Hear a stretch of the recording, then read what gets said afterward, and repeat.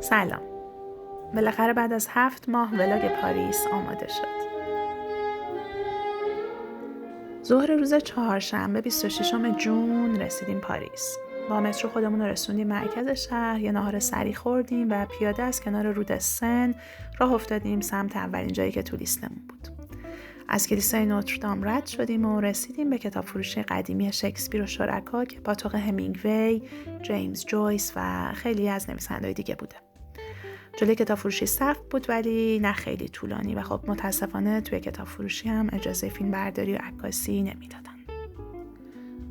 رفتیم هتل، اتاقمون رو تحویل گرفتیم، استراحت کردیم و بعد از ظهر پیاده راه افتادیم سمت برج ایفل. من کلا عاشق پیاده راه رفتن و گم شدن تو شهرام، اینجوری حس میکنم شناخت بهتری از اون شهری که بهش سفر کردم پیدا میکنم.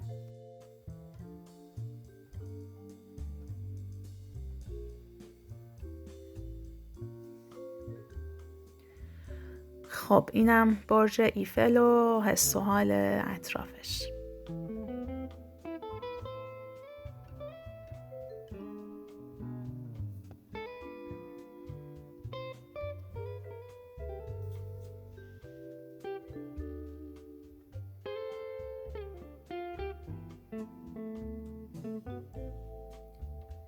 بعدش با اتوبوس رفتیم سمت یکی از قدیمی ترین کافه‌های پاریس تو بولوار سن ژرمن که یه خیابون پر از بوتیکایی که معلوم مشتری خاص خودشونو دارن. کافه دو فلور که ژان پل سارتر، سیمون دو بوار و خیلی های دیگه توش رفت آمد داشتن.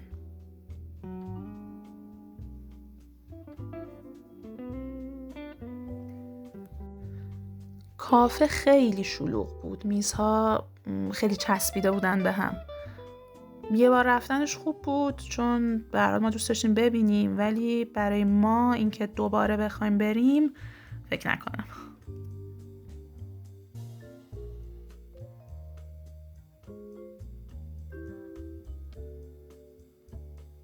بعد از کافه را افتادیم سمت موزه لوفر. البته فقط محوطه بیرونیش رو می‌خواستیم ببینیم چون برای فردا صبحش بلیت موزه رو خریده بودیم.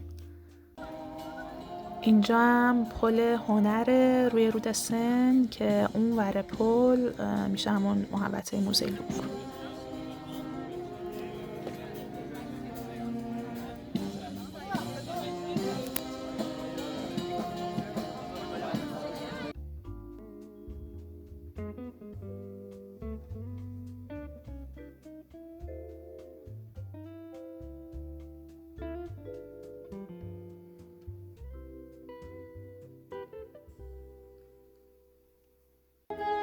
اینجا دیگه محوطه اصلی موزه لوفر که ما دم غروب اونجا بودیم و خیلی قشنگ بود.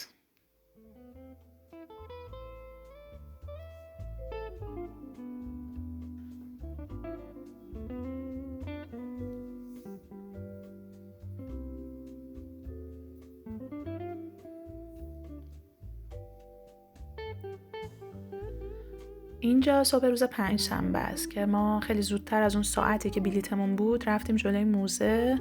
نیم ساعتی اونجا بودیم تا درا رو باز کردن. هوا هم خیلی گرم بود. حالا بعداً توی ولاگ دیگه مفصل از لوفر میگم. اینجا دیگه ولاگ خیلی طولانی میشد.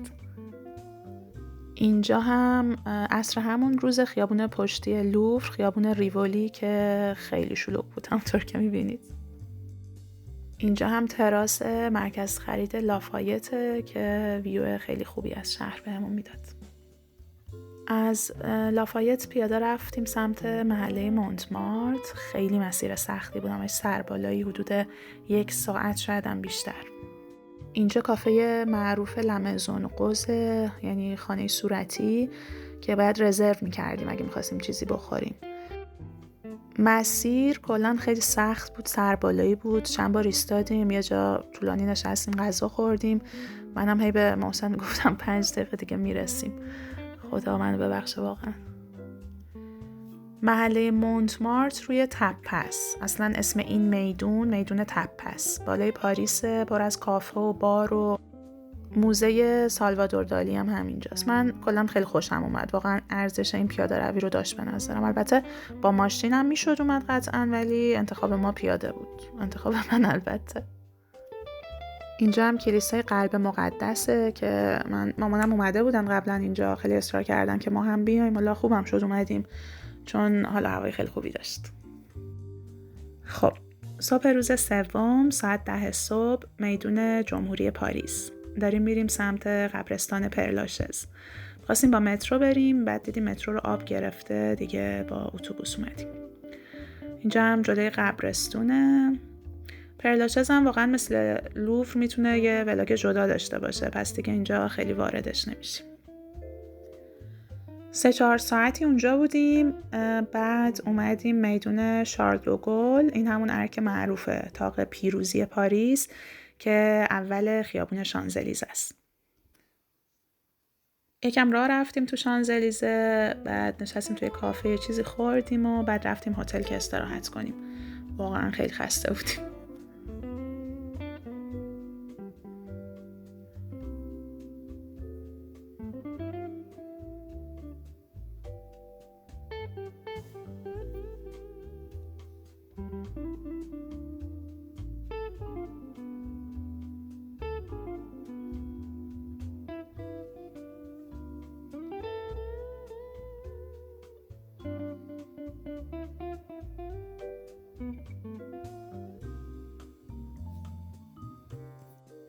عصری رفتیم سمت ایفل، ولی یه جهت دیگه، اون سمت که روز اول رفته بودیم نه. رفتیم یکم عکسینا بگیریم دیگه، خیلی شلوغ بود، یه جایی هم بسته بودن به خاطر المپیک، ولی خب روز آخری بود که اونجا بودیم و دیگه تا آخر شب بیرون موندیم. حالا توی اینستاگرام هم عکس و فیلمای بیشتر هست، آیدیم رو میذارم اگه دوست داشتین اونجا ببینین. منتظر ولاگ لوفر هم باشین و اگه دوست داشتین خوشحال میشیم صفحه ما رو سابسکرایب کنین. فعلا